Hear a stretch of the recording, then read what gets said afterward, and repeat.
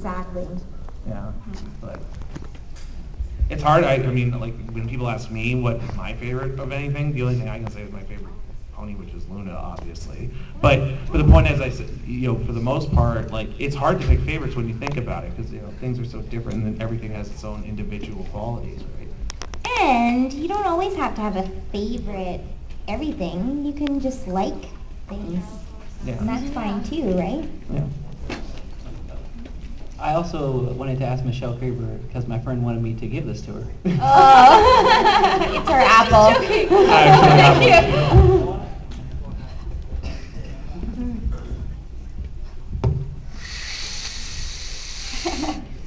Thank you so much. So nice. I actually have one too if you would like this one as well. What variety is your apple? All right. We're gonna I got start this, with guys. Is that a gala or? Here we go. Thank you so much. Don't worry, my hands are clean. I got this. Everyone.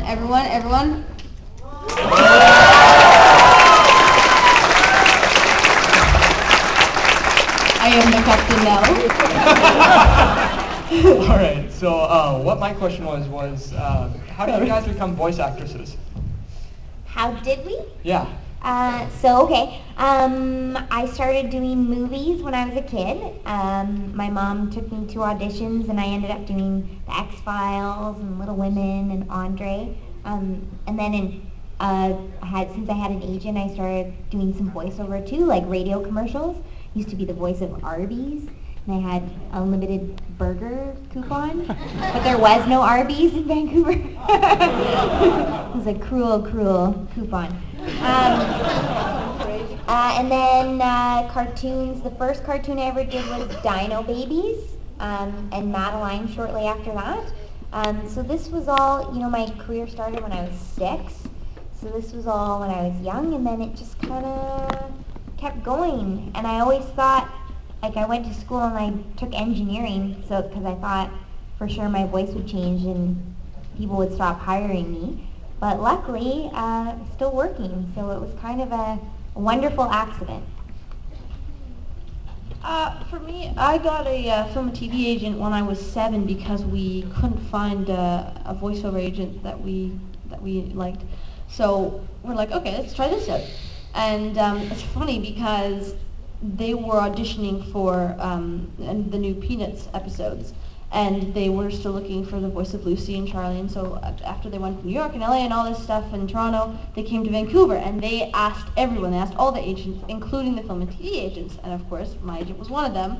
So I actually booked the first thing, which was a voice acting gig, from my film and TV agent. And so I was the voice of Lucy and Charlie Brown, and then I got a voiceover agent and just kept going. So yeah. Yeah. How do you guys find out about all these auditions and stuff? Agents. Yes. Yeah. Cool.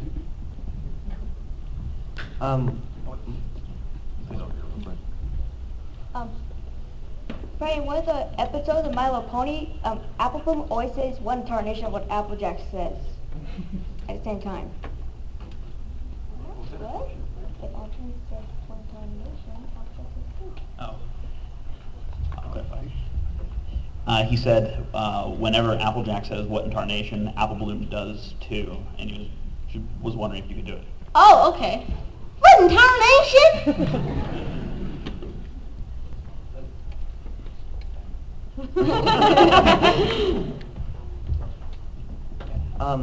What has been your favorite season so far? Season 2. Oh. I know. Season 2. I've watched season 1 and season 2 quite a bit. I didn't really get into the 3rd and 4th season as much, but I love the 2nd season a lot. Season 5. Ew. Season 2. That's just cruel. Just kidding. I like them all. How are you enjoying Minnesota? Loving it. Yeah, but except what's with this rain today? Yeah. I'm liking it, to be honest with you. It reminds me of home. It reminds me of home too, but we're not home. I don't know. It should be sunny.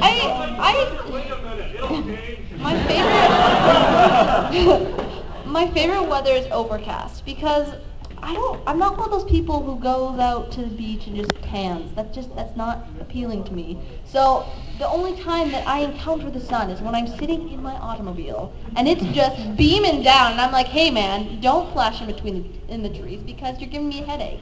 So I'm not a big fan of the sun. I don't know. You know how when I was going through the hall, I saw a surefire sign that we were at a Minnesota convention. There was a mosquito flying by. I said, "Yep, we're in Minnesota."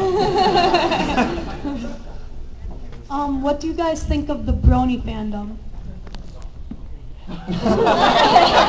Like, what do you guys think about all the bronies here today?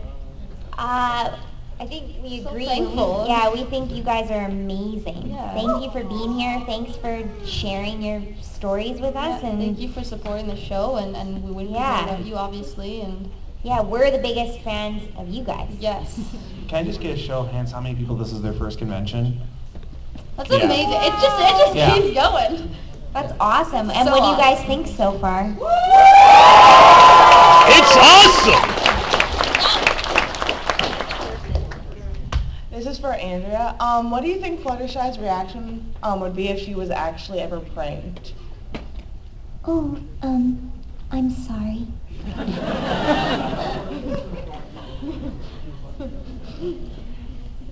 Have either of you ever had a hard time getting out of character? Getting out of character? Yes. Yeah, when I finish a session, especially a Pinkie Pie one, I just find that my voice is that much more animated. Let me check my messages. And I'm kind of like, oh, stop. So a little bit. Yeah, I asked the question because Mark Hamill has had hard times getting out of character, but he's the Joker. Oh, really? Yeah, he almost got committed into a hospital, mental hospital for it. Oh. Mark Hamill's a villain in general, so he's actually amazing. Something to watch out for, I suppose. Hey, so, how often would you say that your character voices slip out, like among family, friends, and strangers? Does that happen very often, or maybe it's easy to keep that under control, like not have that character come out when you're not expecting it or something? I do a lot of different accents when I'm just in regular conversation, but African isn't really one of them. I think it's because I feel like I would be, like, people would think that I'm, like, cocky or something because that's the voice that I travel, to conventions with, right?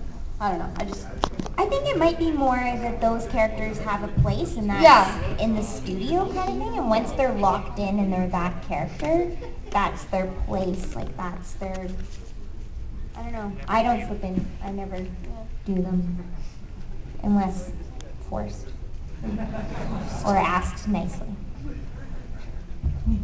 Okay, Creeper, I want you to voice what Apple Bloom would say when he finally gets a cutie mark.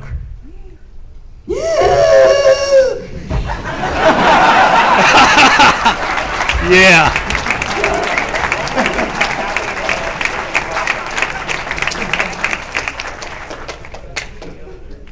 So Michelle, forgive me if I'm wrong, but I believe you're almost 15. You're turning 15 soon. I'm turning 15 on September 7th. So do you have any nervousness or other thoughts about coming up and getting your permit and eventually driving? Oh, in Minnesota, you can get a driving permit at 15. Really? Yeah. I'm jealous. Oh, I You am get going a to get my farming driver's driver's license license at so 15, bad, yeah. mostly because I feel terrible because my parents, right there, mother and father, raise your hand. They have to drive me everywhere. Yes! Keep that applause going because they helped run the concert last night. If you enjoyed the concert, that's part of your work. So. Every day they have to drive me to dance, to auditions, to sessions, to set. They travel, they do all this stuff, and it takes so much time out of their